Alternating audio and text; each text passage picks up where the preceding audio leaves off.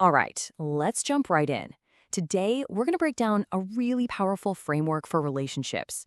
It comes from the counseling practice empathy. And honestly, it's a way of thinking that could totally change how you and your partner connect with each other.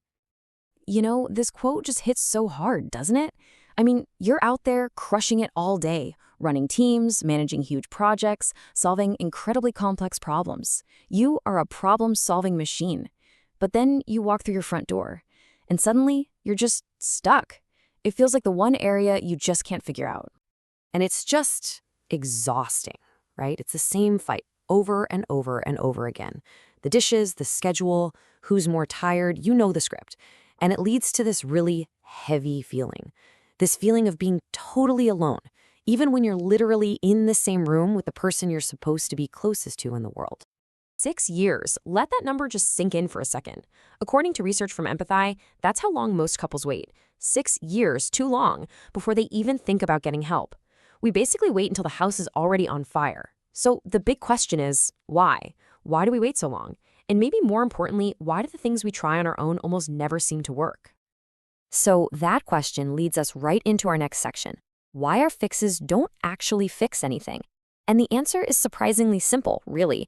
It's because we've been using completely the wrong tools for the job. I mean, come on, I bet this list looks pretty familiar, right? We've all been there. You buy the relationship books. You try to use those I feel statements your friend told you about. You think, okay, we just need more date nights. And look, the intention behind these things is great, but they just don't seem to get to the real heart of the problem, do they?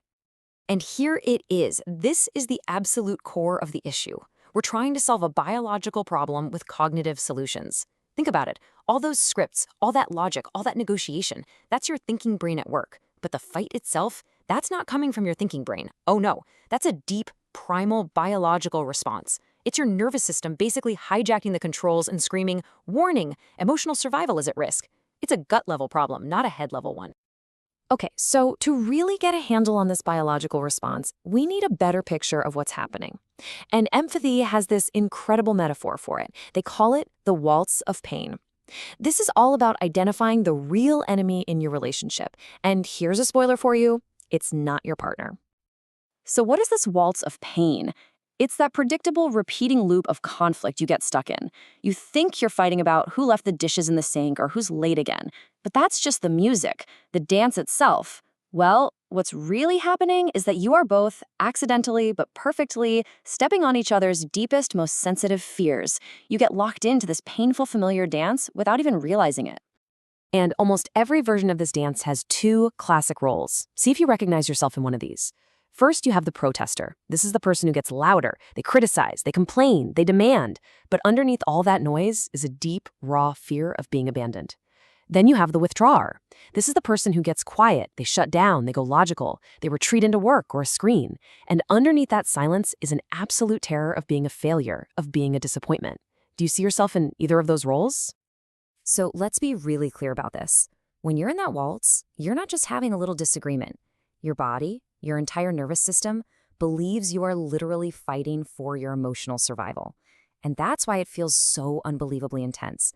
That's why the stakes feel so high. And that's why just letting it go feels completely impossible.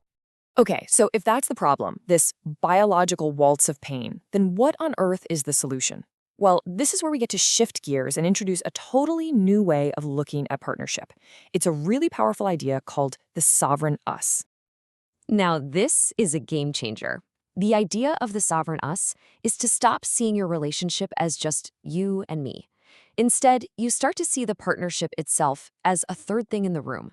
It's a living, breathing entity, an us, that you are both responsible for nurturing and protecting. Think of it like a garden you both have to tend to. So this means that any given time, there are actually three distinct things to think about. There's me, my own needs, my feelings, my experience. There's you, your needs, your feelings, your experience. And then there's the us. What does the relationship itself need to be healthy? And the secret to a great partnership is learning how to take care of all three. So how do you actually do that? Well, the practical tool here is something they call empathy cubed. It's a super simple but really profound three-step process. Step 1, have empathy for yourself. What am I feeling right now? Step 2, have empathy for your partner. What might they be feeling right now? And step 3, have empathy for the relationship. What does the us need from us in this moment? Okay, so when you start thinking this way, when you adopt this sovereign us mindset, it creates a whole new set of rules for how you interact. So let's get really practical here. What does this actually look like in the heat of the moment? New rule number 1, and this is the big one. It is now us versus the cycle. That's it. The blame game is over. It's no longer you versus me. You have to remember your partner is not the enemy. The enemy is that destructive pattern, that waltz of pain that keeps tripping you both up. All right, new rule number 2, focus on the experience, not the story. The story is that voice in your head going, he always does this, or she never listens. It's the whole courtroom drama of who's right and who's wrong. The experience is what's happening in your body. The knot in your stomach, the heat in your chest, the lump in your throat. That's the real data. That's where the truth of the moment is. And finally, new rule number 3, proof of work. This is such a cool idea. It basically says that love isn't just some passive feeling that you have. It's an action. It's what you do. And the most important work you can possibly do is learning how to repair the connection when it breaks, repairing it quickly so you don't let resentment build up for days or even weeks. So this really brings us to the final question, the one that this whole new model really boils down to. I want you to just take a second and really think about this for your own relationship. In your hardest moments, is it a battle of you versus me? Or is it a partnership of us versus the cycle?